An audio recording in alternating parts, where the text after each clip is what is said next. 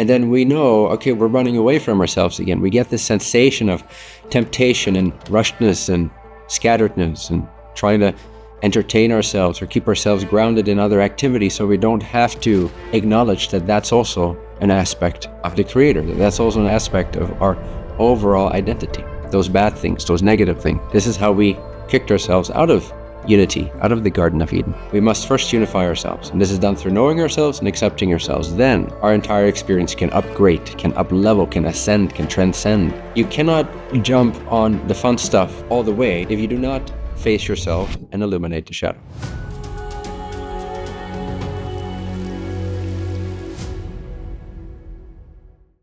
Welcome everyone. Take a deep breath. And relax.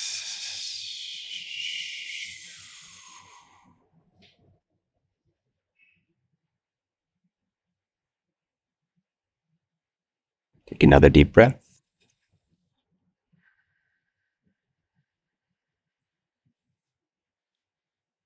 And relax.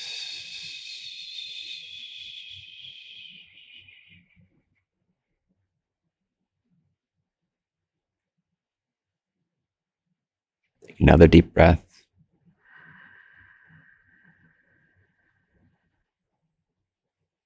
And relax.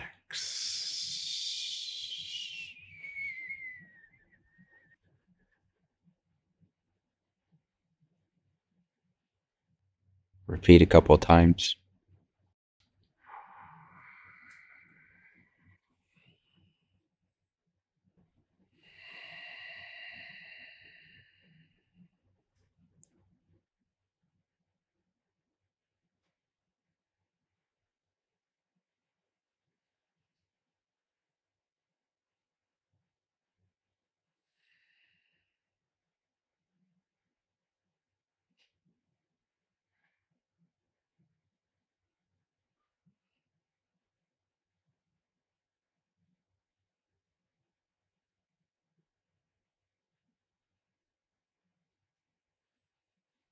All right, my friends. If you look around, your direct perception in this moment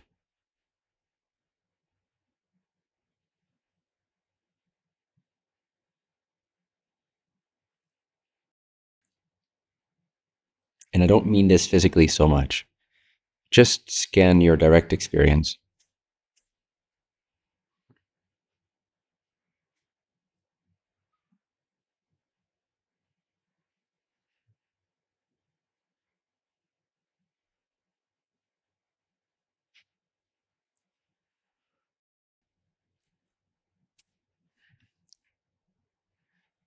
What you're seeing, no matter what it is a symbolization.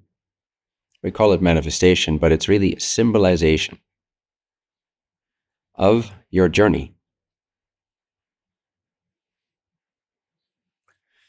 Usually we look out at the world and we make a whole bunch of assumptions about who we are, where we're at, what's around us, that the world is real. It's a big universe out there. We're over here, and so on.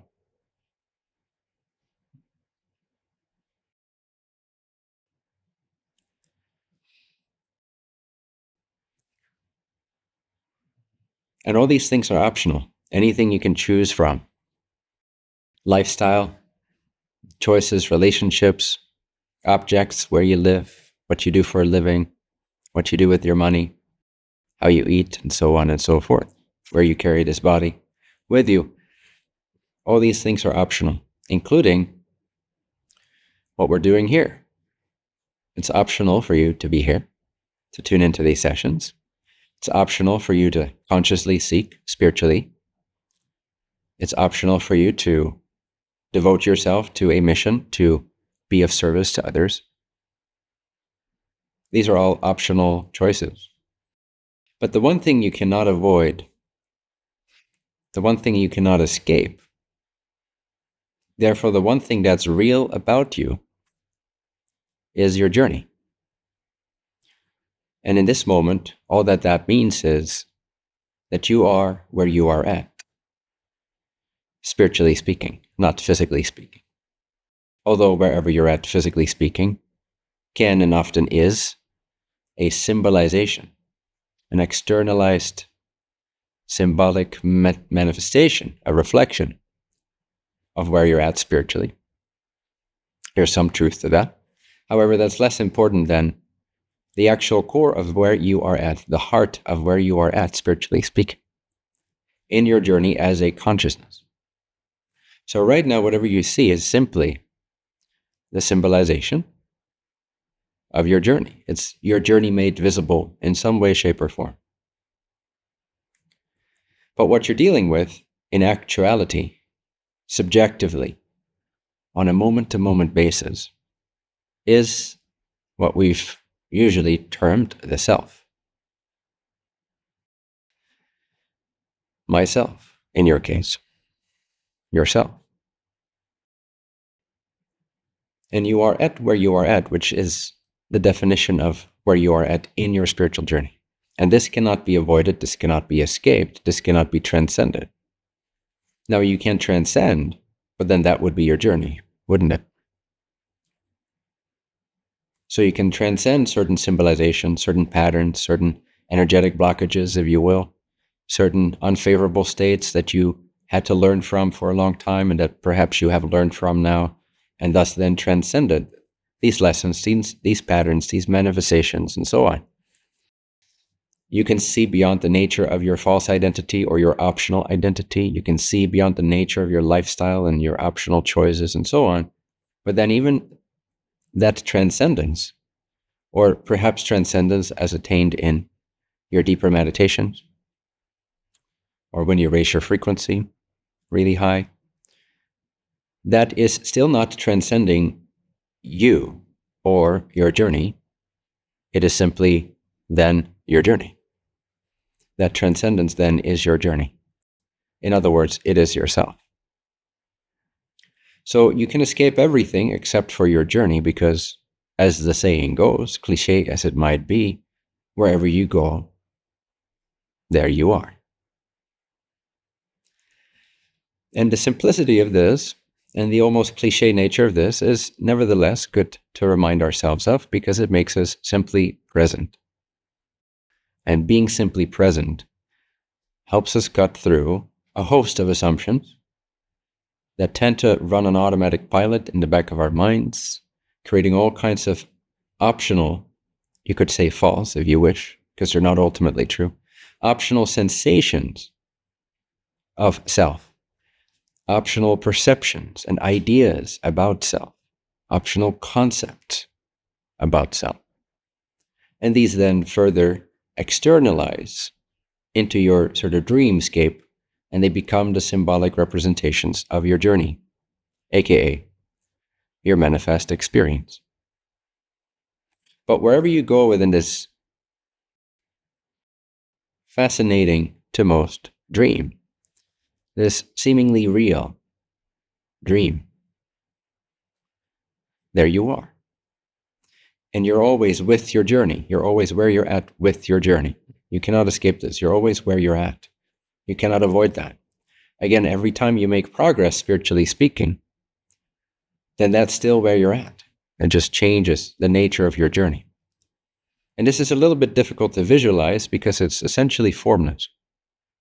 How do you visualize your journey in this moment without calling in a bunch of symbols from the past and desires towards the future and evidence in your manifest world, without involving any symbol?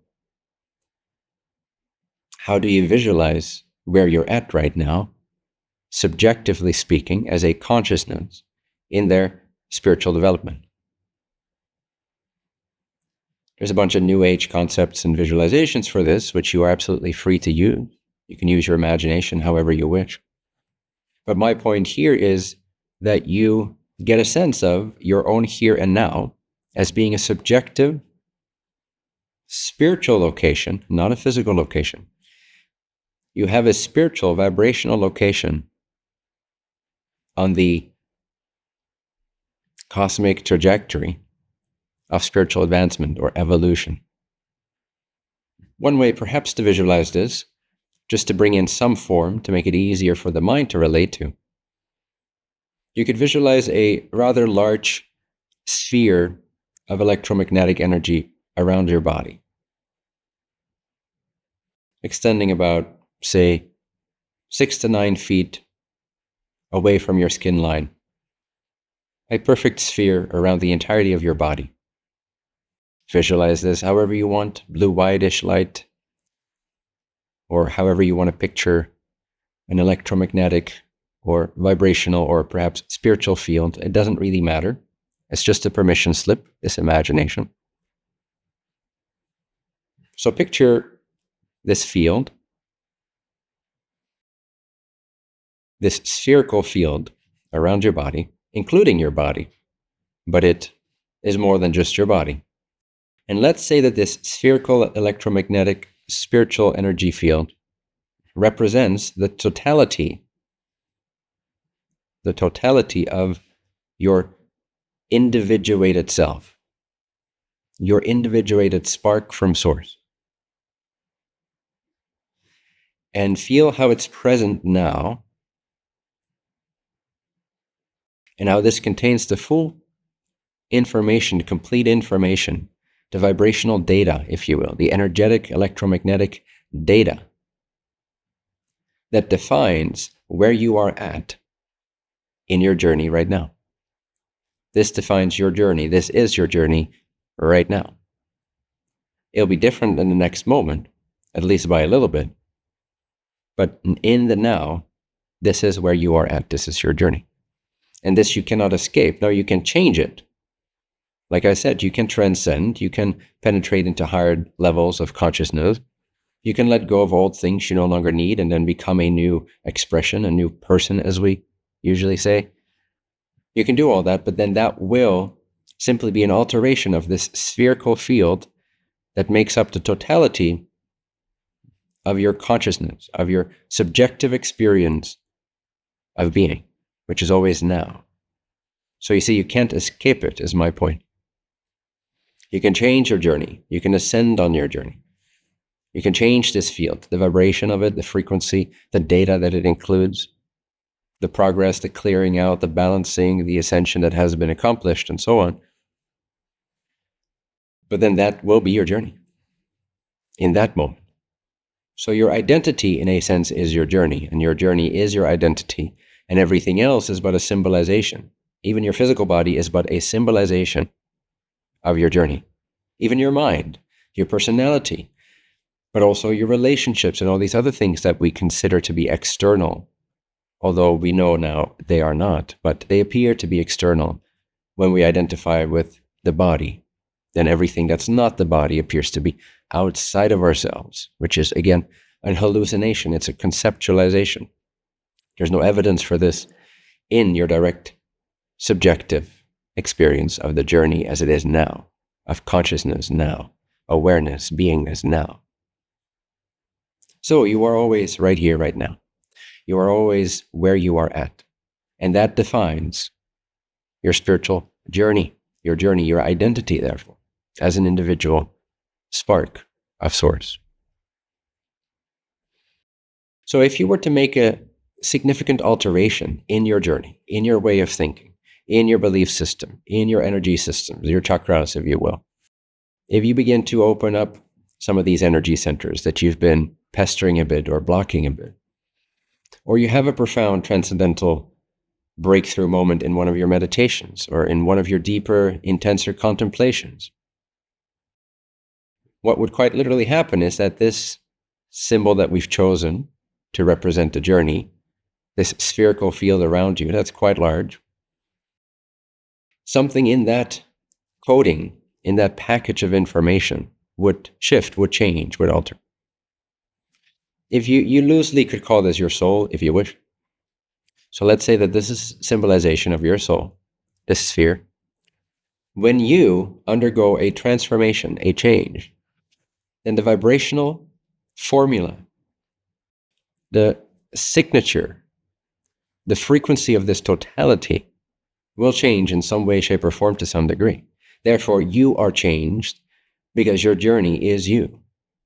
So when you proceed upon your journey, and there's a change because of your journey, there's a change in you. You are your journey is you, and everything else is but a symbolic illusion projected, you could say, onto this sphere, onto the inside of this sphere, which then appears as your world, your materialization. But in a sense, you are always this sphere-like consciousness. As an individual, now beyond that sphere, there is a universal consciousness. But nevertheless, even when you tap into that universal consciousness, that more formless consciousness, that God state, if you will, even if you profoundly tap into that, abide in that, and kind of pop this bubble of the individual soul, that still has an effect on the individual soul. That still then also changes the makeup, the vibrational makeup, the data, the information, the energetic information of this spherical field of your individuated expression of source. This is one way to understand, visualize what I mean when I say you take your individuality, or rather you take your personality with you all the way into the absolute. Some of you might not have heard me say this before, but I regard the absolute as being the most original level of infinity, the most absolute level of infinity, before any expression, before any form, before any distortion, before any activity. It's the absolute nature of reality which cannot be described, and it transcends nothing and everything and all these concepts, being, non-being. It is simply reality which cannot be imagined, and it rests beyond consciousness, even beyond the universal consciousness. Whether universal consciousness is active or not, is awake or not, infinite absolute reality always is infinite absolute reality. Now, hypothetically, and realistically, if you put in the time and effort and desire, you can penetrate into this absolute reality. You can have a glimpse of it. You can have a realization of it. But what I found in the few people that I know who have glimpsed this and penetrated this, and what I've been able to experience for myself, is that even there, you take a spark of yourself with you, even though the experience in the absolute reality is completely transcendental. It absolutely transcends all forms of consciousness and therefore all forms of self, let alone individuation. It is absolute, infinite, indescribable perfection, aka the one. There are no two there. There are no multiples. And yet, this sphere-like essence remains. And whatever you realize, even at that level of the absolute, will then affect, change, transform this individuated expression of source that you're familiar with as your sense of self. So you see, wherever you go, from the rocks to the blades of grass, to the microbes, to the humans, to the ET forms, all the way up to the God level and beyond that into the absolute reality, there is always a component of you that will always be you, that is eternal, that is timeless. So everything you do or don't do, everything you realize or don't realize will affect where you're at / who you are, therefore defines your journey in that now. And this you cannot escape. And it's a blessing that you cannot escape this. The closest thing you can come to escaping this is realizing absolute infinity. But even then, this free will, this soul, if you will, just awaits in abeyance for the next desire or inspiration on behalf of Source to realize more of itself, to express more of itself. So you truly are eternal and you'll always be where you're at. And that doesn't mean that you'll always be this psychologically maze-like human limited creature. So we don't have to dread being eternally ourselves, because ourselves is far bigger than the human life that we are so familiar with. So when I say you will eternally exist, some people might dread that idea because they project onto their soul what they know from this life. And don't worry, it's not like that.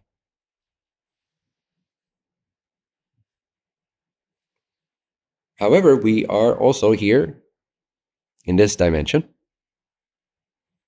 playing around with the lessons that we've programmed for ourselves to learn. So let's bring it back down to earth a little bit.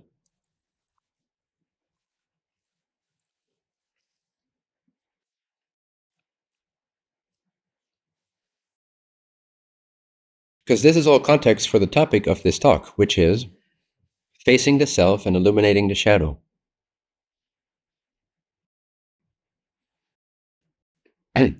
Why? You are all familiar by now, I think, with the 3 steps suggested by Ra, which I wholeheartedly agree with. The 3 primary steps of what defines the spiritual journey. 1, know thyself. This includes everything that is not truly you, but that you have assumed at some point or another to be an aspect of you, to be a part of you.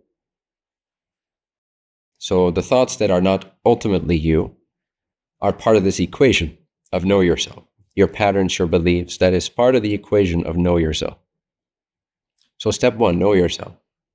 Know, in other words, where you're at right now in your journey. We want to come to identify that, to acknowledge that, to be clear on that. And I'm going to guide you more through that in a bit and give you some exercises. Then, what to do when you've identified more of yourself, when you've become more aware of yourself, when you know yourself more. Classic example of this is that you suddenly realize you've had this belief running in the background all your life, or most of your life, that you didn't even really realize that you had. And suddenly, upon knowing yourself more fully, in this case, that particular belief that's been running part of your show all this time, it comes usually with great insight into why the symbolization that you've been calling your life, or your material life, or your manifest life, why it has been the way that it has been. With its pros and cons, with its benefits and its challenges and so on, and its struggles.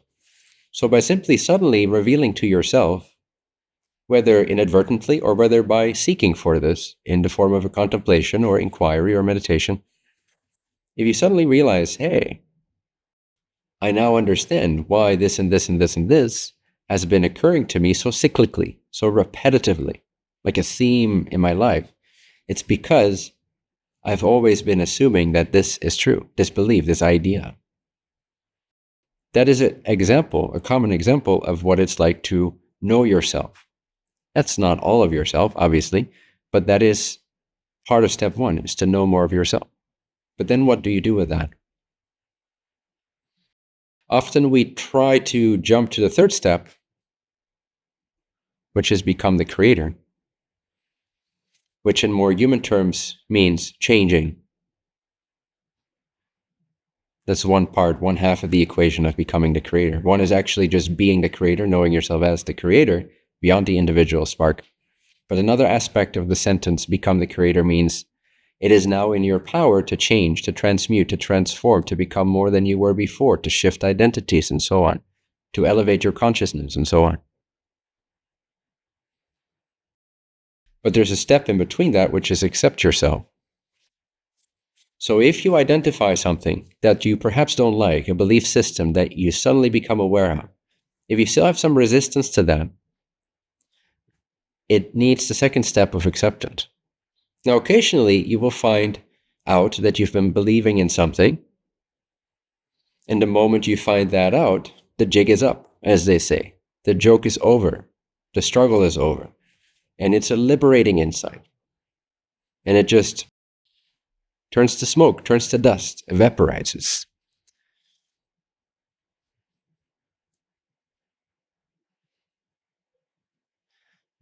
So in the case of sudden evaporation of a belief, that's great. You feel liberation, you feel acceptance, you feel joy, you feel bliss, and you quite automatically enter into the 3rd step. You are now changing, you are now ascending, you are now transforming. your energy holistically is moving up the ladder of density or vibration. So your journey has changed. Therefore, the spherical representation of your soul has changed. The data has changed. It's no longer the same formula. Therefore, you see differently. Your point of view as a consciousness, your subjective experience has changed. This is part of becoming the creator. But often, we realize that perhaps we have a belief, but we're not so happy about really acknowledging that just yet. Or perhaps we do acknowledge it, but we're not so happy about it. We're not accepting of it. We still judge ourselves for it, for instance. Very common, right? You see a negative belief that has run a certain pattern. You suddenly see how you've been manipulating everyone around you.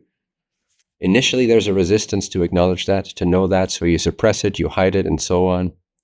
But then at some point, your spiritual journey and the symbolization of your spiritual journey, aka your manifestational world, your relationships for the most part, and so on, will push your buttons enough to where you have to acknowledge that you're the culprit, that there's a belief within your consciousness that you've bought into that's the culprit of all those materializations. It's not somebody else's fault. At some point, your desire for growth and change and happiness and sourcefulness and alignment becomes greater than your fear for acknowledging that you've been a bit of an asshole, that you've bought into some lack belief, that you've been manipulating people around you in such and such a way, or that you've been keeping yourself small and hating yourself in some way. All these things are typically, to the untrained adept, which therefore isn't quite yet the adept, not that pleasant. We, at that level, don't tend to welcome in those negative ideas. We don't necessarily want to fully acknowledge and identify the shadow aspect of ourselves. But the second step is necessary if we truly want it to change. We cannot jump from step 1 to step 3. So we cannot just know ourselves and then jump to becoming the creator. However, a lot of times, step 2 is automatically included in step 1. So then, yes, it can seem like an immediate jump. You realize something that you've been buying into, you immediately are freed from it because you realize it makes absolutely no sense. It's absolutely silly. You forgive yourself for it on the spot and you move on right there and then. Then acceptance was already automatically accomplished because you were ready to embrace that aspect of yourself. But if you're dealing with more of a sort of a segregated self, where you've got some of your free will frozen in this freezer and some of your free will frozen in that freezer, and some of your free will labeled as negative, this is not who I am, I don't want people to think this is who I am, placed in a drawer, then when you do open that drawer, or someone kind of forces you to open that drawer because they trigger you perhaps, or you don't get what you think you want in life, and so on, or whatever catalyst might arise, then you're kind of forced to face the self when you've been unwilling to do so out of your own volition prior to that moment of catalyst. This is why there is catalyst within your symbolic world. Otherwise, it would be the Garden of Eden. Your symbolic reality, your manifest world would be like the Garden of Eden. It'd be a perfect world. It would always match exactly what you want. But this is not so. Because we have been snacking on the apple of the tree of knowledge of good and evil, right and wrong. This is me and this is not me. I want to be this, I don't want to be that. This is acceptable, that's not acceptable. Duality, in other words. So the first step is to face the self so you can know the self. Then to accept yourself if necessary. I mean, it is necessary, but sometimes it happens already because you're ready for whatever you're seeing. You're not too heavily identified with what you've been shoving up your metaphysical butt crack for all this time. So when those drawers open, you're not afraid to see what you see. You're okay with it. You're in acceptance of it. But sometimes that needs an extra step, an extra practice. It needs some time to come to the acceptance. And we tend to then, in those cases, we tend to sort of open that drawer and peek into it and then shut it again and try to distract ourselves, drink more, consume more drugs, smoke more weed, have more sex, work harder, whatever it might be. And then we know, okay, we're running away from ourselves again. We get this sensation of temptation and rushedness and scatteredness and trying to entertain ourselves or keep ourselves grounded in other activities so we don't have to acknowledge that that's also an aspect of the Creator, that that's also an aspect of our overall identity, those bad things, those negative things. And then we open the drawer a little bit farther next time, and it still freaks us out, and we shut it again, and we go again into a cycle of distraction and avoidance and dismissal. Like, no, that's not who I am. That's not cool. That's not who I'm not going to show this to anybody. I'm not going to share this with my partner. I'm not going to bring this into this community or into my houses in the adept sphere. I'm not going to bring this in because that's bad. Again, good and bad. The tree of knowledge of good and bad, good and evil, right and wrong. This is how we kicked ourselves out of unity, out of the Garden of Eden. So if we wish to reestablish an Edenic reality, we must first unify ourselves. And this is done through knowing ourselves and accepting ourselves. Then our entire experience can upgrade, can up-level, can ascend, can transcend. That's where the fun stuff begins. Okay, but you cannot jump on the fun stuff all the way. You can taste it, you can tap into it, you can ride that wave every once in a while, but you're not going to consistently enjoy your spiritual journey if you do not face yourself and illuminate the shadow. So, what is the shadow? What is the shadow? If you think about it, it's symbolic, right? The word shadow. It's not the same as the word darkness.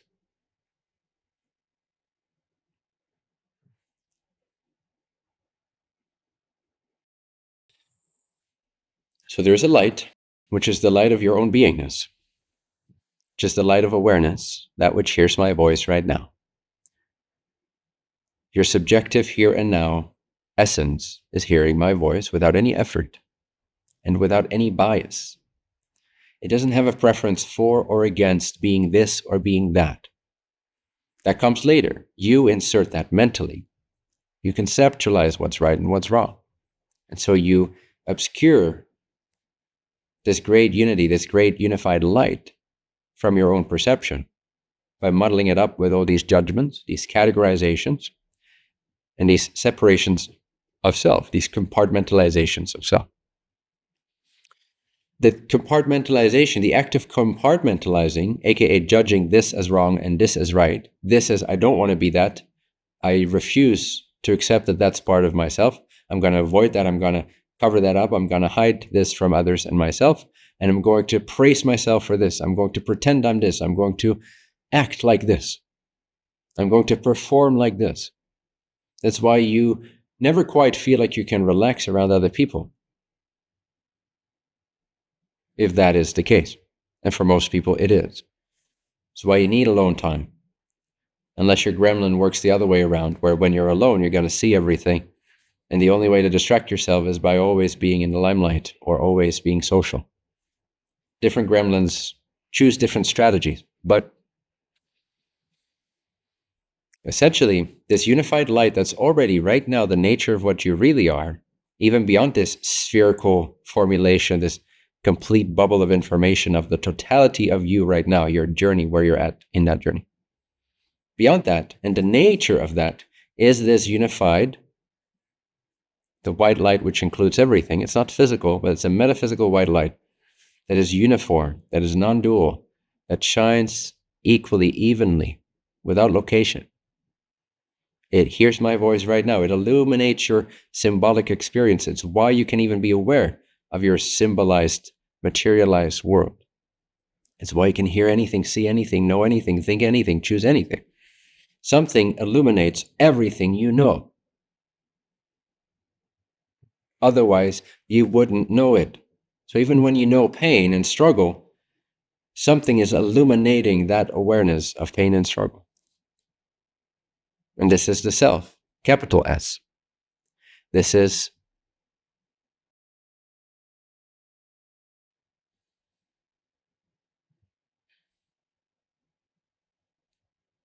the knower. It's right here, right now. You can attain to it anytime you wish. Hence the 2 to 5 seconds of no thought, repeatedly, throughout your day, where you stop all indulgence in thinking and imagining and describing and defining and judging, and you come completely clean in the presence of naked awareness, naked being, naked knowing, just appreciating the illuminating quality of I know that I am. Just a few seconds. And then you go on with delusion. You reassume the delusion, the optional choices, the optional identification of self. But you keep interrupting that every hour or so with a few seconds of total, illuminated, present awareness. This is the simplest key into realization, into liberation. Those who do that more feverishly will succeed faster than those who forget about this every 2 weeks until I remind them once every 2 weeks. So the speed at which you liberate yourself from the confines of false identity is entirely and entirely and entirely up to you. But that's more the direct, ultimate path, which I recommend you do, everyone without exception. Everyone's ready to know who they are, in truth, not just their false and optional assumed self, but also their real, changeless, and essential nature. This is everyone's birthright. And the relative spiritual journey of knowing your lower self and your stuff and accepting that all comes so much easier and goes so much quicker when you focus on, when you become familiar with, when you penetrate into, when you let that light that is uniform, formless, locationless, yet enables your ability to hear my voice without thinking about it, and it's always here and now without fail. The more you recognize that, the more free you will be, and the higher, brighter your awareness becomes, and therefore the easier it is to dispel of the shadows, to know yourself, to accept yourself, and then to truly become holistically, entirely the creator. So we have to we have to apply a hybridization of these two aspects, the relative and the absolute. We need to look at our stuff, face the self, illuminate the shadows, and at the same time, or alternatingly, we need to attain to the light that's already perfect. That will help us look at the imperfections, look at the flaws, and surrender them back into that perfection which never leaves us, which is at the core of who we are, at the heart of every moment, at the basis of every experience, equally so without bias, judgment, avoidance, groping, grasping, attachment, without all these things. The absolute and the relative combine into a holistic spiritual journey that serves you and others well. So a shadow doesn't exist except if there is a light source and an object that's blocking that light source. That's it. Shadow is not actually a thing in and of itself. You cannot have a shadow by itself, unless maybe you're Peter Pan. But other than Peter Pan, you cannot have a shadow without a light source, aka the self, capital S, God, this illuminating light, the nature of yourself, that which hears my voice right now without any effort on your part, that you cannot avoid, that you cannot undo, that you cannot change, that you cannot stop. You cannot stop the light of being. It's always being. It's always being. You're always being. I am that I am, that I am, that I am, that I am, that I am, that I am.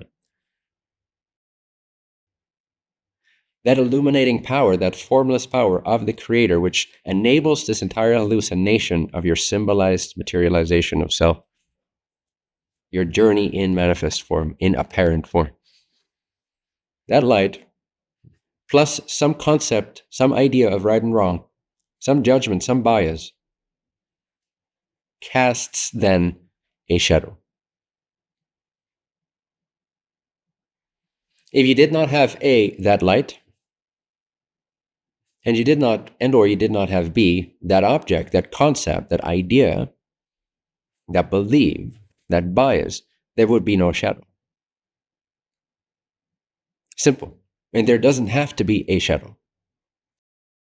And that's what we're working on in this session.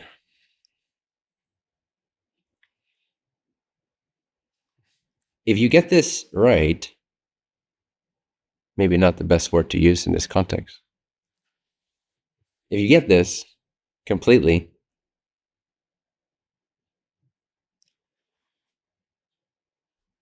then you've built yourself a platform off of which you can trampoline, off of which your rocket of cosmic exploration can take off with. But without that platform, you're not going to really exit the atmosphere of the limitations of third density. It's going to keep pulling you back. You need a solid base, a solid foundation. Hence the importance of illuminating the shadow. And the prerequisite for illuminating the shadow is to be willing to face the self. That's why the session is called Facing the Self and Illuminating the Shadow. What does it mean to face the self? Very simply put, it's the act of placing your awareness onto the present moment with an open attitude, an inquisitive, curious attitude of wanting to see what it is you're fucking up right now. That's what it means to face the self. It's a very simple definition. Take your awareness out of your distraction. Place it upon your sense of self in the present moment, and curiously, willingly, lovingly, joyfully look for where you are full of shit,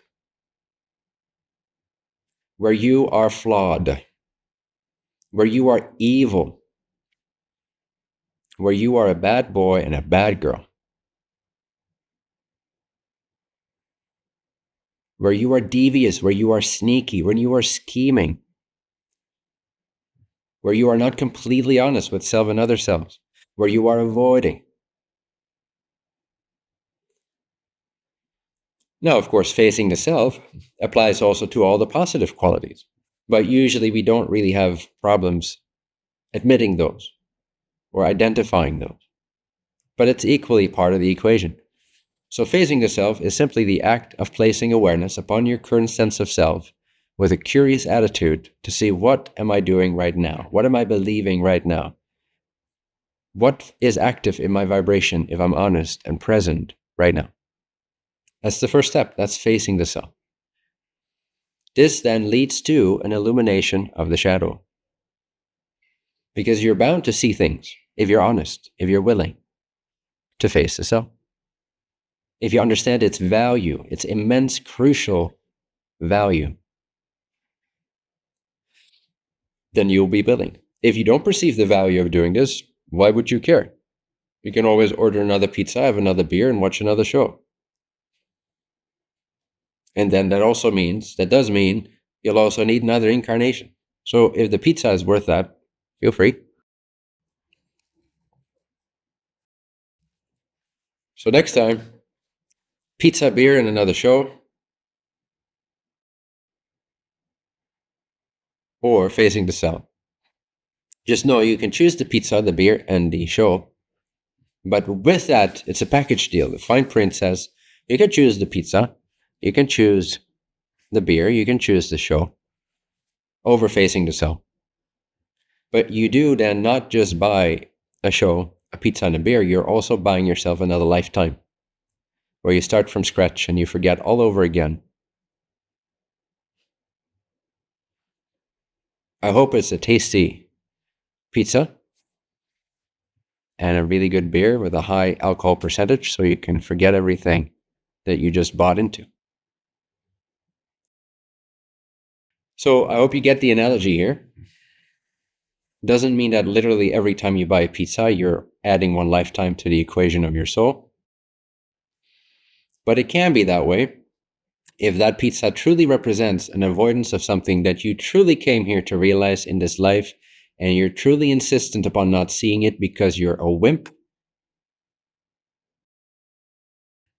because you don't believe in yourself, which is another shadow we can look at, then that pizza can actually mean, in that moment, the need for another lifetime.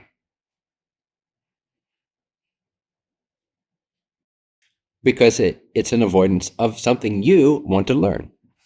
That means that when you, at the end of your life, have not learned what you wish to learn, that means you still want to learn that.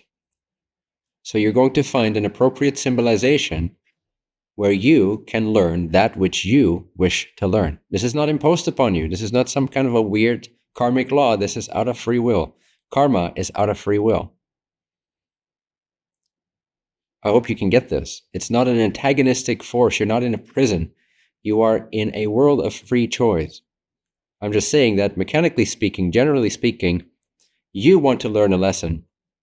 And when you choose to not learn that lesson, and your time has come to depart from this plane, then what are you left with? The same thing you had before you got born here. The desire to learn that lesson. Out of a desire, what do? You choose using free will. What are you going to choose? Some environment, some symbolization, some dream that is set up in such a way that it encourages you to learn that lesson. That's, again, you cannot escape anything when it comes to your journey. Everything else is optional. You can learn it in this lifetime, in the next, in the one after that, in 1,000 ones after that, but you cannot escape where you're at in your journey. Facing the self is about becoming present to where are you at in your journey right now, and then to come to a full acceptance of that, to cultivate an attitude of compassion, patience, love, and acceptance. Then things will speed up, I promise. And this is not a prison imposed upon you. This is you choosing how you wish to learn in accordance with the desire of yourself as the absolute source, which has laid out this whole fabric, this whole plenum of blueprints and data and hierarchy of learning. So again, understand that you want to learn what you want to learn. So for you then to not want to learn what you want to learn, in other words, for you to not want to look at these things, is a dichotomy within yourself. It's a separation within yourself. And the thing that caused this is the judgment of right and wrong.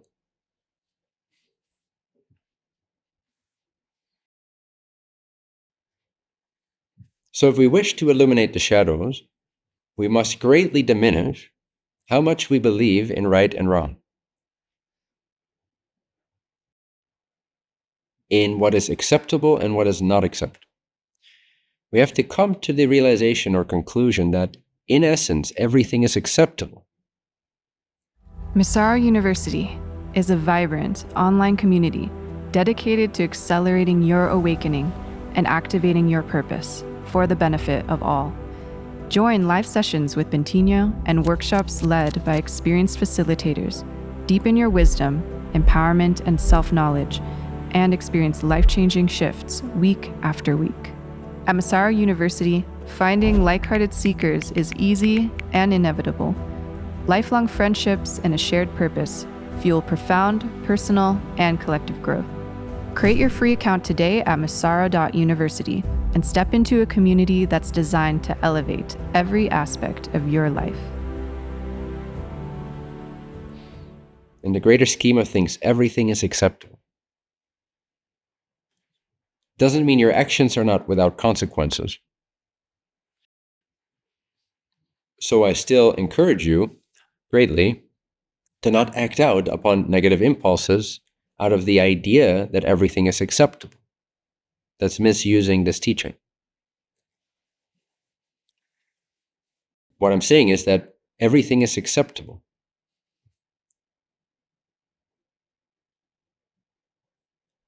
Doesn't mean it's optimal. Doesn't mean it will serve you or other selves. But everything is acceptable. And we must accept the fact that we contain everything within our beingness.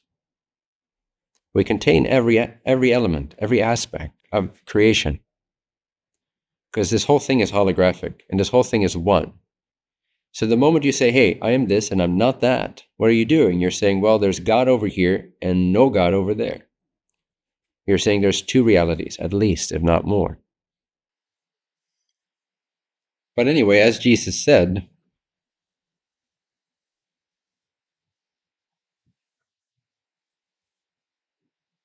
everything that is hidden shall become manifest. In other words, there is no secret.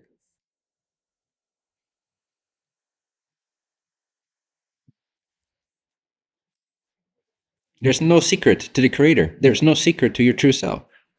So who are you hiding from in the first place? Right? Who are we hiding from? And I don't mean to speak badly about anyone, so I'm going to keep this completely general. And it's not a judgment, it's just an observation. So the Corinthians quote was, all things are acceptable, but not all things are helpful. Exactly. So there's still guidelines. But you must, at a fundamental spiritual level, know the acceptance of all things. Otherwise, you will continue to compartmentalize yourself. But if you look at the leaders of our world today, whether they be physical leaders or like political leaders or business leaders or also spiritual leaders, so often there's a flavor of genuine authenticity missing, of genuine power where things have become accepted, including the negative views. And once you're sensitive enough to this, you can see, who has actually embodied some of this balance? Who has become holistic? And although those people tend to piss off those who have not yet embraced their shadows, and they're often portrayed in the media as being bad guys or being radical in some way, shape, or form, when actually they're just logical, they're balanced, they're more objective than most people, and they're able to see clearly what needs to be done. And sometimes that is an action that goes against what a lot of people like, or the comforts that they appreciate, or things like that. So the more you embrace your shadow, the more powerful you become, because the more of you streams back into you. If you remember the analogy of your frozen free will, when that thaws out, when you know that and you embrace that, you pull it out of the freezer, you accept it, that becomes part of your liquidity of free will. You have liquid free will and you've got invested free will. That is not liquid, that's not available. Right? You can have your money in stocks or whatever, then it's not directly available. You first have to deal with that transition process. Similarly, and that money in your bank account is liquid, it's directly available to you. You can do things with that. You can purchase with that. You've got power with that. Same with your free will. A lot of your free will is in the freezer right now. It's frozen. Frozen assets in little chunks that you've labeled. The asshole, the bitch, the manipulative neighbor or partner, the scheming, ambitious business person, whatever it might be. All these things contain some of your free will in frozen form. And so you're lacking power. And then what will you do to people who do have this embrace and this power and don't mind speaking out on issues in a very objective fashion? Reasonable, logical, seeing more clearly what's actually beneficial in the bigger picture, because they're less biased, or this is right, this is wrong. And we can't do this, and we should do that. Because they have transcended more of that and embodied more of that, they're not afraid of that power, and they've integrated it, assuming they're overall a service to others oriented being in this example. Then what will these actions or these leaders or these words sound like to the snowflake who is still afraid of anything that might be bad about them that others might discover, that need to be pampered through life, that need to be buffered, that need to be in a soundproof room everywhere they go, a reflection-free room everywhere they go, an approval room everywhere they go? How are these people going to project onto leaders, whether they be spiritual leaders or political leaders or what have you, that have embodied that are no longer afraid of that, therefore they have consumed that energy of positive and negative, and they can see more clearly? How is this going to come across to the snowflakes, which is the majority of society? It's not going to go over well. It's not going to seem that nice because it's not rooted in the nature of separation and validation. It's more objective, it's more balanced, it's more logical. So, and you even see this in spiritual leaders as well, where it's very cookie cutter, it's very safe, it's very play it safe, it's very play it nice, play it kind, nice energy here, lots of talk about love over there. And while there is immense value to all of that, I'd like you to become more embodied, more authentic, more powerful than some of those examples, so that you become a whole being, that you actually become spiritually holistic, whether or not you're teaching, which doesn't necessarily mean that you're balanced or holistic or very well realized. Anyone can teach. So that's not really what's so interesting. What's interesting is, are you genuinely, holistically balanced, mature, powerful, free, insightful, accepting of self, loving of self, forgiving of self, and of others, understanding of the bigger picture, unafraid of a little bit of discomfort and pain here and there, willing, courageous, empowered? Are you all those things? If so, you're contributing way more to the electromagnetic sphere of the planet, so to speak, which connects all these other individuals, than you are if you're teaching out of memory, but you're really afraid that people know you for who you really are, or whatever, if you're not really embodied, if you haven't balanced the opposites within yourself yet. So again, this is where we get to the shadow work, is look at those aspects, and here we're becoming a little bit more practical now, because I think you get the idea. You've compartmentalized yourself by judgment, then you've shoved this into freezers. It's been frozen. Therefore, your free will is not entirely yours. Therefore, you feel like a victim. Therefore, you project onto others. Therefore, you remain confused and disempowered. Therefore, you cannot fully take off and become the creator. Therefore, your spiritual journey is stifled, and you keep being brought back to your patterns. And then you keep blaming others or keep wondering why. That's because of this doing. This has produced a shadow, the things you don't want to acknowledge or see. So then, one practical solution is to face the self, like we already described, where you take your awareness out of all the distractions and you place it on your present sense of, where am I at in my journey right now? Let me have an honest, self-aware moment, frequently. And let me review any aspect of myself that I can be aware of right now. Maybe something happened that day that you can review in your mind, that you can play back like a movie. A dialogue that didn't quite go the way you hoped it was going to go, or that maybe seemed to go the way you manipulated it to go on the surface, but underneath you felt kind of off. You felt that you were manipulating. You felt like you couldn't really be yourself authentically. You felt scared and afraid and therefore manipulative on a surface level.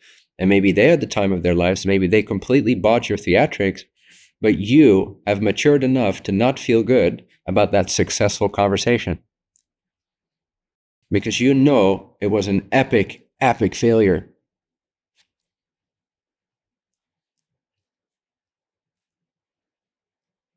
There's nothing successful about that conversation that the other person thought was successful. If it wasn't authentic, it wasn't transparent, you didn't feel good about yourself while you had that conversation, and the results were exactly what you were strategically trying to create, that's an epic failure. So those situations you can review once you've brought your awareness back to the present, to your journey, which is the only thing you can't escape. It's who you are right now, what you believe, what you're holding on to, what you want to be, and so on. And then you take one of these aspects of your day. This is just one exercise. There's many ways to do this kind of shadow work. But a very tangible one is you pick a situation and you analyze it for insecurities. You analyze it for lack beliefs. You analyze it for inconsistencies or incongruencies, where you weren't honest, where you didn't feel comfortable with yourself. Just things like that. You just review something that happened already. That is more tangible than just sort of groping inside of your unconscious mind or looking into the causal body and not really knowing what you're looking at. This is why we have a symbolized experience, aka a manifest world, a relational world, is to give ourselves a mirror, to symbolize, to materialize, to give form and shape and symbol to what's going on at a very non-physical level. Now, the better you get at this, the more you can simply go to that subtler level of your own mind and detect the flaws and the needs for balancing there. But initially, it's great use to ask yourself, why is this happening to me or for me? Or why is this relationship just not going well with that person? Or how am I speaking to people when they're listening to me? Is that really who I am? Or what am I afraid people will find out about me?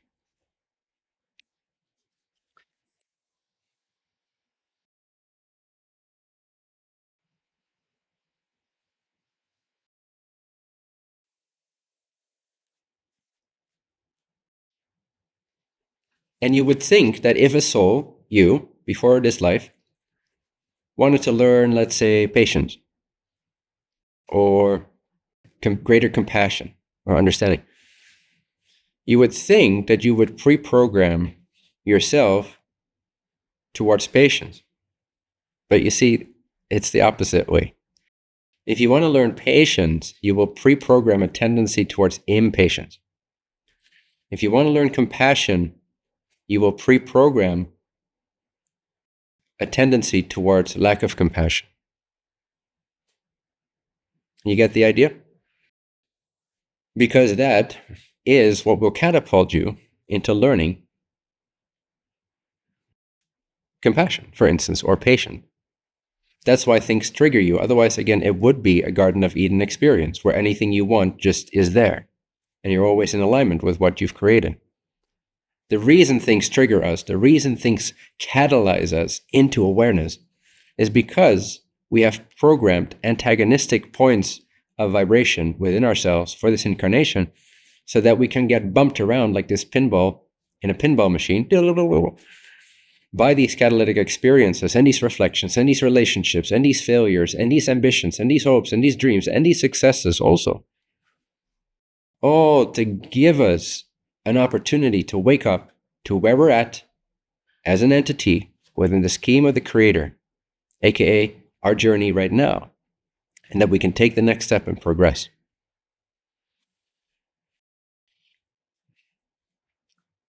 So then what do we do when you, for instance, have reviewed the situation in your day that you know, hey, I wasn't completely authentic. There was a hiding energy there. I didn't feel completely at ease. I didn't feel completely in presence. I was kind of hasty. I was kind of trying to make them think something in a certain way, and I was hoping that they would avoid thinking about it in that way.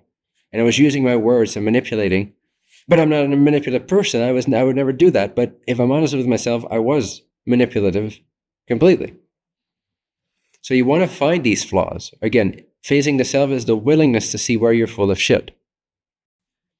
That signifies spiritual maturation. And it's a great blessing. It's a great liberation. And we need much more of this. So then what do you do when you find a behavior, which is sort of the most outward, externalized, the most symbolized, the most tangible end of this story of beliefs and separation and segregation and frozen free will? The most tangible, the most outward expression of that, therefore the easiest for us to analyze, unless we become more advanced, more subtle, is behavior and the consequences of that behavior.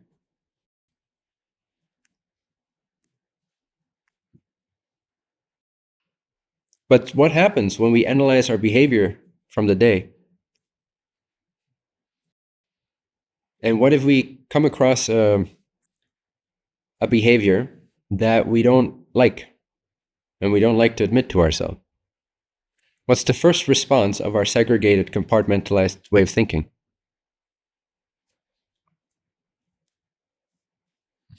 That's right. There's an avoidance. How do we avoid? Because we've already touched upon it. We cannot completely deny that that behavior happened. I mean, some people do that. They create multiple personalities. That's the degree to which they are afraid to face the self. To such a degree that they have to actually compartmentalize themselves altogether to where they are two different persons with two different lives and two different manifestations. Two different eye colors. One is sick, the other is not. One is gay, the other is straight. Same body, but not same body, because they're actually two different personalities.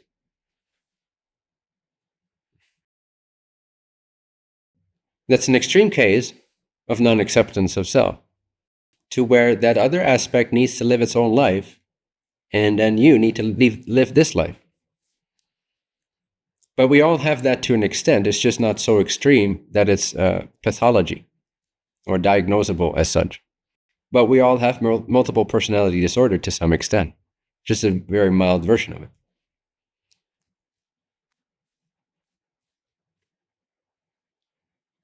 Otherwise, there would be no lying to ourselves. There would be no manipulation of others.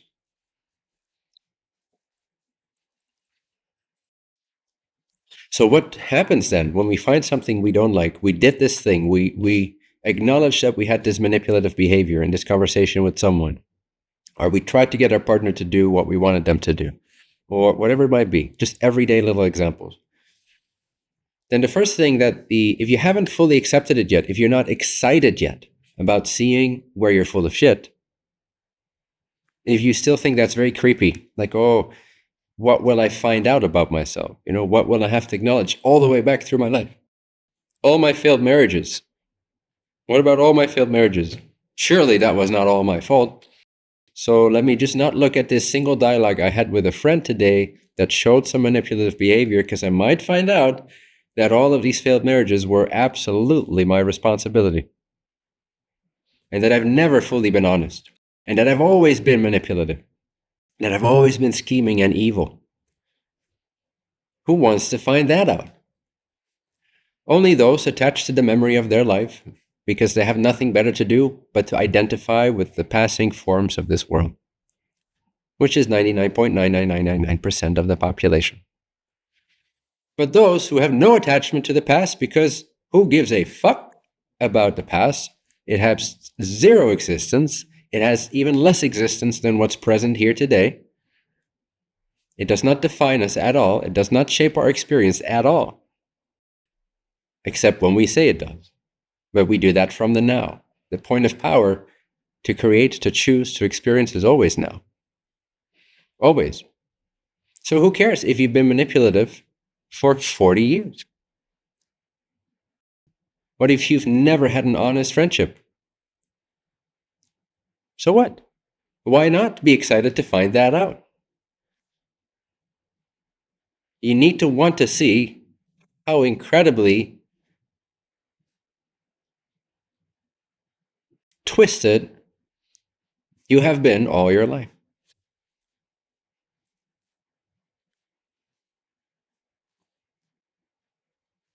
You want to find the sneaky golem inside your Smeagol.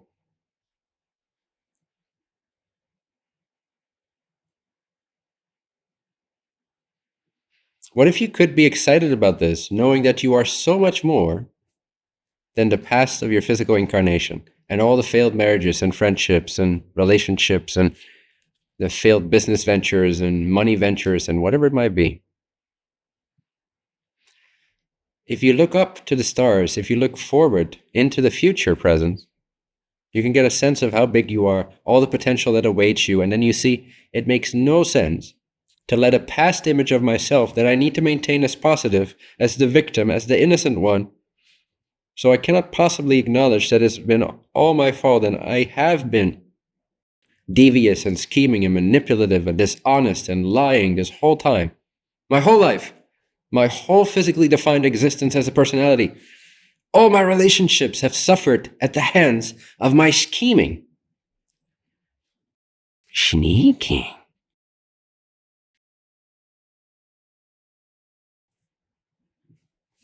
That still holds zero weight. It holds no candle to the potential of your soul, where you're at in your journey right now, what's possible for you.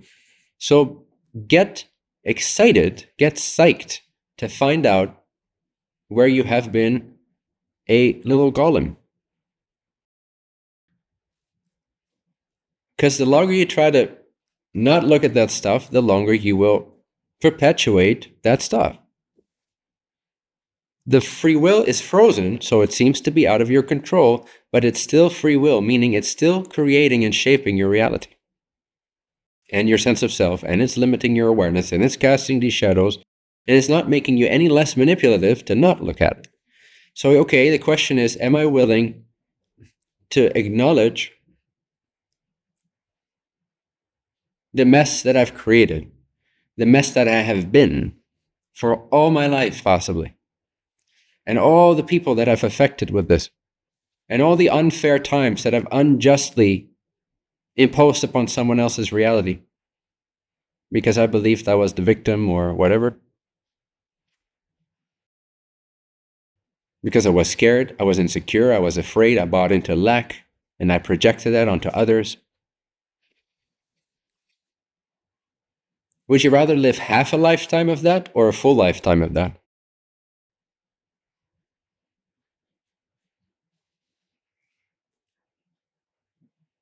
Simple question.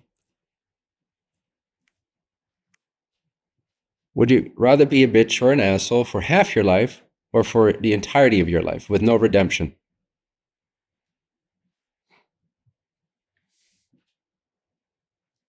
Easy, no? Half your life. You want redemption. You seek God. You seek the glory of freedom, of liberation, the power, the eternity, the immortality, the untouchability, the unwaveringness, the stability, the service to others that automatically unfolds and comes rushing out of you, the intelligence, the skillfulness, the timing, the wittiness, the pleasure, the energetic pleasure, the bliss. You want all these things. You don't want to hold on to this image so that you can prove until the end of your life, until your dying breath, that you were the innocent one. And that you were the good person, and everyone else was the bad person. And that you were not evil, you were not manipulative, you were great, you meant so well, your true intentions were always pure. Oh. Call him. Don't die like that, because nobody gives a fuck. Honestly, nobody cares what you think you are, how good you think you are. Nobody cares. And you're only doing it for others. So you can live in this well-curated illusion that other people think good of yourself, so you don't have to confirm to yourself that you also are these bad things. So this is the foundation for shadow work. It's the willingness to look at it and the excitement to uncover exactly how tedious and how twisted you have been. No, maybe in some cases you actually have been a very pure being overall. But even then, you have your flaws. Even then, you've had manipulative moments. You've had moments of insecurity projected onto others, for sure. You've infringed upon free will a little bit here and there, for sure. So it's better to look for how you've been an asshole completely for all of your life in all engagements than it is to already premeditate, okay, I'm going to accept that maybe for 2% of my life, I've been an asshole, but the other 98%, I was pure and innocent. I'm willing to admit to the 2%. Because I'm also just human. I'm working with that. But the 98% is pure soul energy, divine light from the 7th dimension. Don't touch that.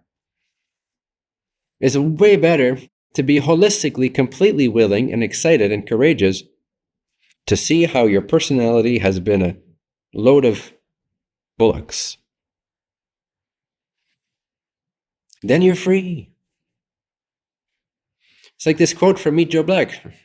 When Joe Black asks Quince, what is love? And Quince says, it's when you know the worst thing about each other and it doesn't matter. And then you're free. You're free to love each other completely. No fear.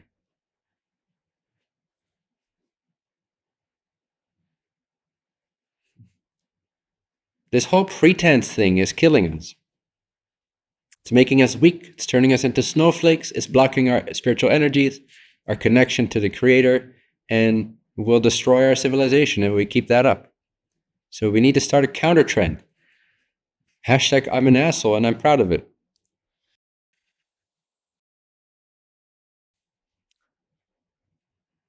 Or something along those lines.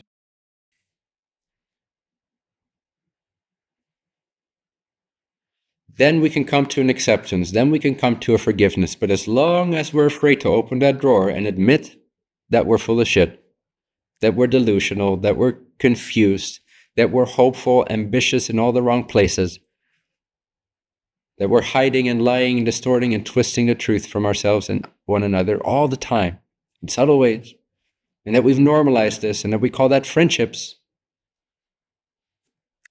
Who's your best friend? Well, whoever agrees most with my 2% gremlin.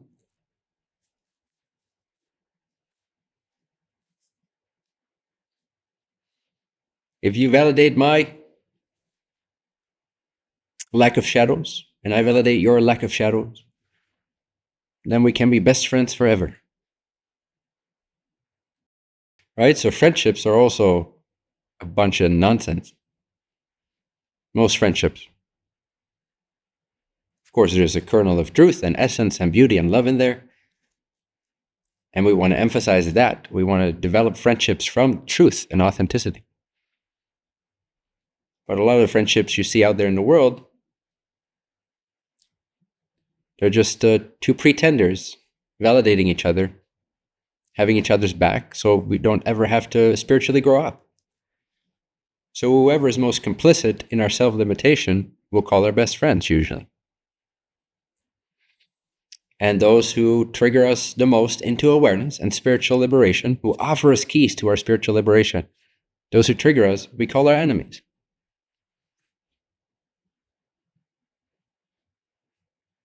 We don't like, we gossip behind their backs. It's all yourself, my friends. It's all you. It's all you. There's nobody but you.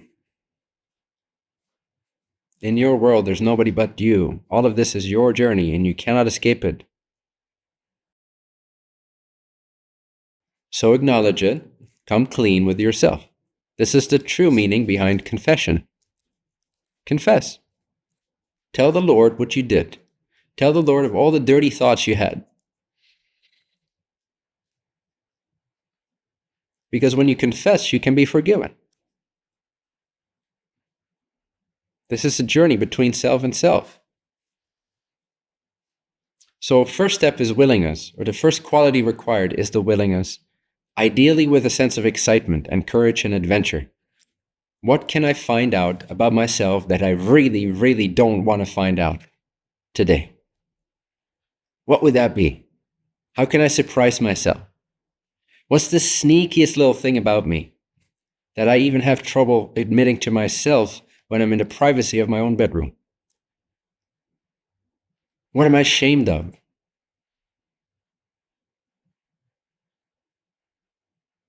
And then we bring the light of awareness to that. We stop the game of fragmenting ourselves, disempowering ourselves, making this right and that wrong. And we come to a full acceptance of the fact that we include, that we contain holographically every single expression of the universe, including every possible human emotional, mental reaction, quality. This is fun. This is liberating. This is the real journey. Everything else is smoke and mirrors.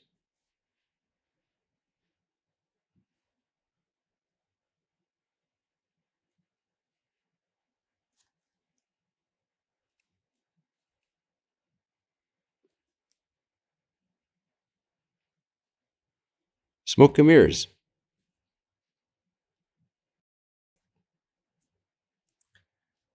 Your journey is real.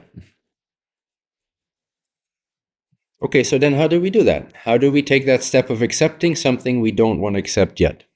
Again, if you're excited about it and you're flying through that process, excellent. With some things, you'll be able to do that. You don't care that you've been an asshole in such and such a way, but you might care that you've been an asshole in such and such a way because of the consequences or the pain that it caused somebody else, and you're really afraid to acknowledge that you were complicit in that, or that you were a contributing factor to something that your soul would never really want you to do.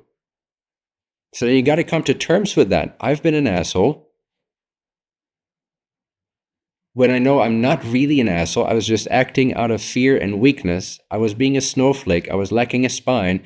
I was buying into some lack belief. And I was acting this out on somebody else in some way, shape, or form, mentally, emotionally, relationally, financially, Physically, hopefully not, but it happens. Spiritually.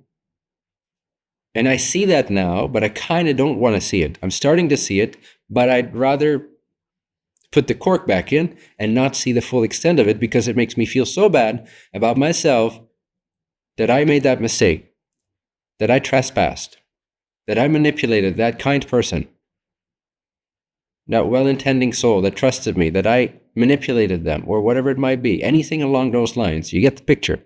You got to find your own examples. I'm just covering a few common ones.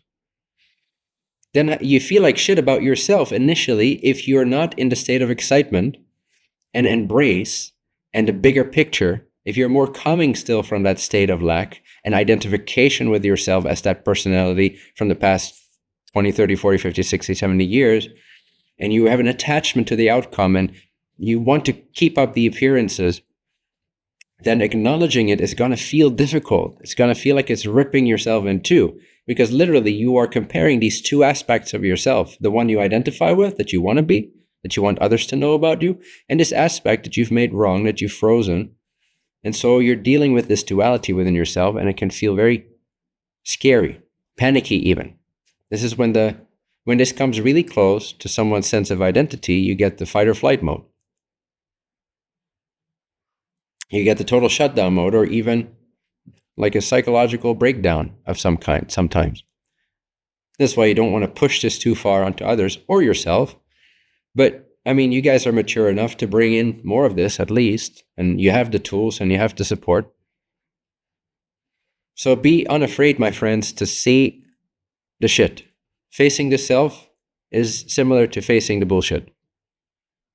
Now, it's also all the beautiful things and realizing more of yourself and seeing that you are the creator. But that is not so important in this equation because we don't mind that. But the thing we have a resistance towards is facing the stuff, the shit, the things we don't like to admit that we also have within our overall beingness. So then when you find that and you feel bad about yourself for acknowledging that, like, oh my God, I did push this person away.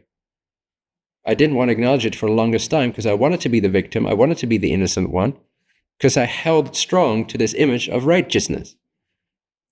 And therefore, no matter the cost for me or them or others, I would rationalize, I would justify all of that behavior, all of that obnoxious, manipulative behavior in myself, for me to not have to face that and for me to feel like I'm a good person and I'm the one that is always innocent and so on and so forth. You recognize this kind of story from your life? I mean, you wouldn't be human if you don't. Anything along those lines, you can fill in the blanks with your own personal experiences. So then what do you do when you reach that almost panic threshold? When you resist this? You can back off for a bit, but just put a marker in it, like put a pin in it, I mean. Like, do remember that this is something you want to come back to when you feel better. Okay, if you're totally in a fight or flight mode, if you're panicking, if you're like, your mind is throwing up all kinds of stuff and you don't have the yogic mental awareness, control, and mastery yet, to take a deep breath, to remember that you're safe, and to deal with it honorably with awareness. If you're like trying to fight and flight, then okay, by all means, back off. You're not ready to see that yet. But anything up to that point, anything that's slightly uncomfortable or moderately uncomfortable, or even really uncomfortable but manageable, you want to stay with as much as you can. Don't order the pizza, the beer, and the show. Use this beautiful opportunity to free yourself. Get excited about the outcome of that. Hell, loving awareness. Loving awareness. Loving awareness. Loving awareness. Place a loving awareness upon this aspect, this quality of yourself, which for so long you've made wrong. When it's inside of everybody, without exception. You're not a good person. You've never been a good person. Drop that limiting label. Who wants to be a good person? It's the most boring, tedious, fake life you could possibly live. Stop being a good person.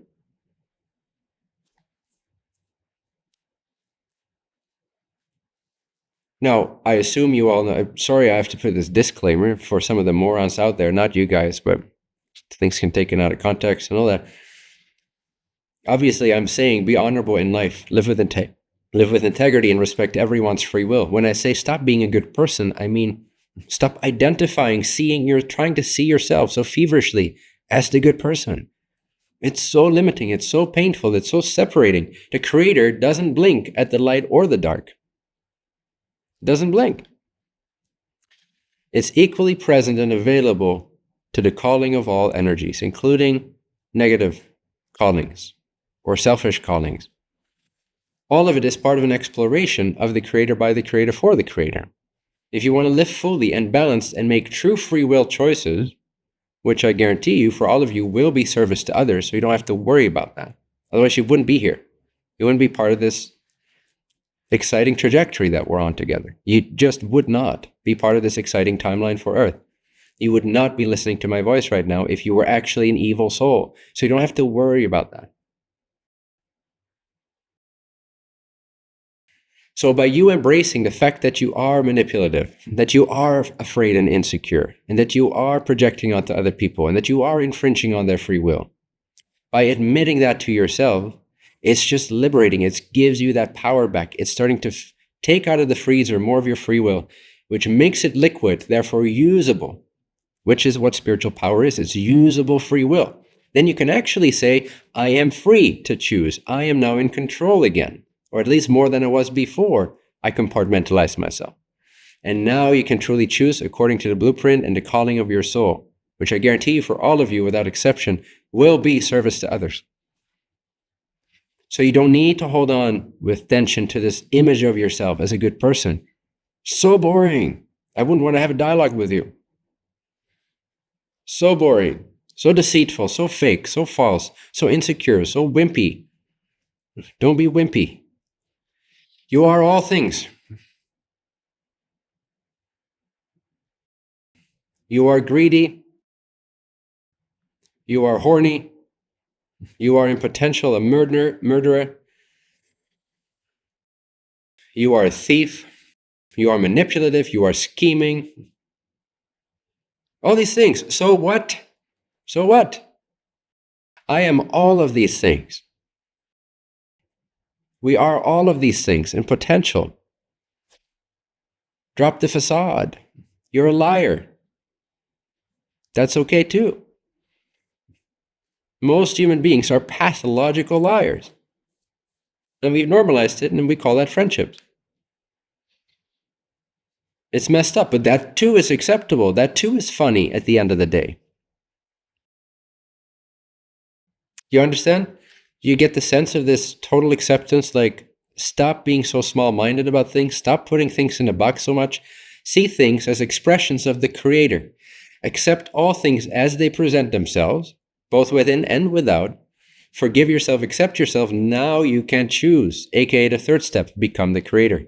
If you don't accept yourself as containing of the whole, if you continue to pretend, you continue to be a liar, you continue to be disconnected from source, open up that throat chakra, become honest, become courageous and creative.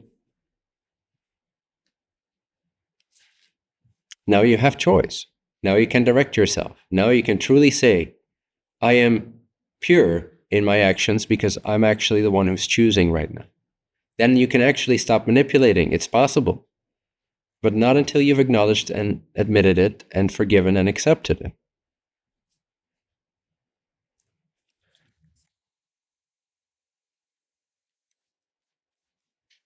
So, loving awareness. First, again, the courage, the willingness to face the self. And then when you do start to excavate some of these aspects that you've suppressed, you begin the acceptance by loving awareness. Just staying aware of it. Don't make it wrong. Don't jump to conclusions. Don't jump into judgments. It's judgment-free looking. Just look at it. But that's it, my friends. The courage, the willingness to be okay with what you find, and then to place your loving awareness onto it as undisrupted as you can, as undisturbed as you can. Meaning, don't flee into concepts, into descriptions, into labels, into justifications, into rationalizations. Just a naked, pure presence, like you would when you're looking at a newly born baby. and the way that they would look at you. It's just naked presence. Naked simply meaning unbiased. You're not inserting any thoughts. So you discover this negative aspect within yourself, and you contain all of them. Remember that, not just the ones you're seeing. You contain all potentials for negativity. That's not a bad thing. That's okay. That's the nature of the universe. You can't fight that.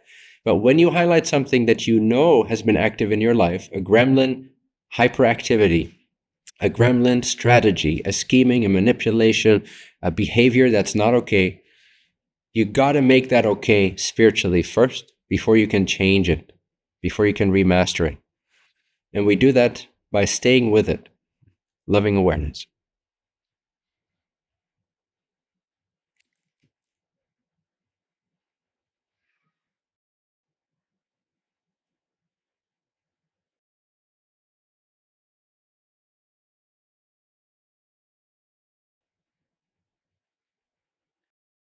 Then what happens is it melts. It's quite literally a melting sensation. This thing that you've kept so solid and so shoved under the rug, suddenly it's in full view. You accept that that's what you also are. It's not who you are completely, but it's an aspect of who you are. You shine loving awareness on it. Presence, in other words. Willing, loving presence. And you can literally feel in your body and in your psyche, in your subtle body, and even in your causal body, you can feel it's like a sigh of relief. It's like a melting sensation. It's almost energetically orgasmic. Not sexually orgasmic, but it's like a relief, like an orgasm can be a relief physically. Seeing with loving awareness and integrating this part, like re-embracing this aspect of yourself that you've tried for so long not to embody. Now it just merges with the whole flow, the whole body of water of your free will. And it's like a relief because it takes so much energy and tension to keep yourself as a positive person and avoid being seen as negative. And then that relief, what happens energetically is that if you view, the chakra system essentially, those energy centers they will relax, they will balance themselves out, they will begin to radiate, vibrate more coherently. And when energy centers vibrate coherently, it's like they open like doors. It's like their portal potential begins to open. Their bandwidth begins to open. And now that universal energy can flow through more freely. And your holistic sense where you're actually at in your journey can, in a sense, move up on that ladder. That's why often after that relief, you feel so much better and lighter and brighter, and you see clearer and you feel honest and you feel unafraid. It's because that energy can now go upwards to the higher energy centers through those portals that you've opened up by self-acceptance, by acknowledgement. And as long as we keep those closed and non-coherent, this energy is not going to rise on a consistent basis to meet Source, to meet God, to meet the divine presence. That which heals everything, that which sees everything, that which knows everything, that which is everything. That's why it's so important to know yourself, then accept yourself, so that naturally in that relief of reintegration through loving awareness and willing, courageous, looking at yourself, now this energy can arise, can ascend. That's why it naturally unfolds into the third step, become the creator. And that's a magical ride that knows no end, that has no limits in terms of what you can express and explore. That's the beautiful appeal of the spiritual journey. That's where the psychological work changes. It kind of ends. But it only ends when it ends. And it ends by accepting and acknowledging the wholeness of who you are, not by keeping yourself separate and dual. You got to become non-dual, holistic, willing, unafraid, become interesting. Pretenders are not interesting people. Nobody wants to be around them anyway. It's not giving you that social validation that you think you're getting from being so righteous. You're not getting what you think you're wanting. The love, the acceptance, the safety. You get that through authenticity, through rawness, through being a little bit rude every once in a while when it's funny or appropriate or useful. Then you have, like, when you're hanging out with me and my crew, initially you might be a little taken aback because of how we talk to each other. It's not like, oh, Hare Krishna, I see the light in you. You're divine being. I love you so much. No, there's way more cuss words involved. We have fun. We tease each other. We make fun of each other. And it's all in the spirit of love and kindness and joy and laughter. And it's fun and it's real and it's authentic and it's adventurous and it's courageous and it's commendable and it's holistic and it's unified. And it gives us the power and the strength and the trust to rely on each other and to all as a collective move upward into the Creator. Stop being boring. Stop being this lame ass that's only about themselves, trying to prove for the entirety of their lifetime to other people who don't give a shit anyway about who you are or what you choose, that you are a good person. Nobody gives a fuck. Stop it.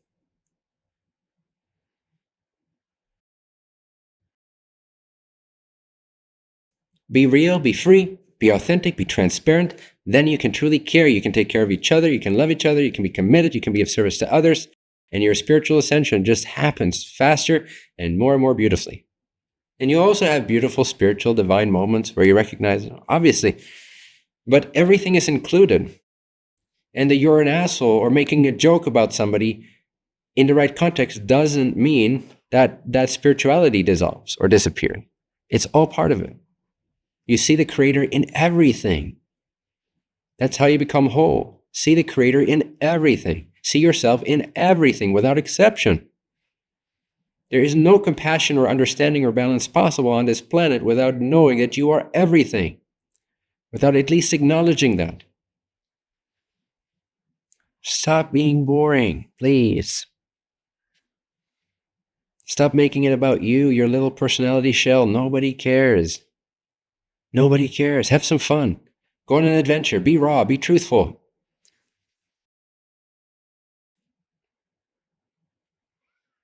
All right? So, you know the worst thing about me, and it's okay. So that we can love each other freely, completely, without holding back, no fear. And if you haven't seen Meet Joe Black yet, you should see it. It's a beautiful movie. Basically a wanderer's biography. Has inspired me since I've been 14, I think. Thank you for watching this Bentinho live session. Bentinho now hosts these transformative live sessions completely free, offering profound insights and guidance to support your journey. To attend the next live session with Bentinho, simply visit massaro.university and follow the instructions to create your free account.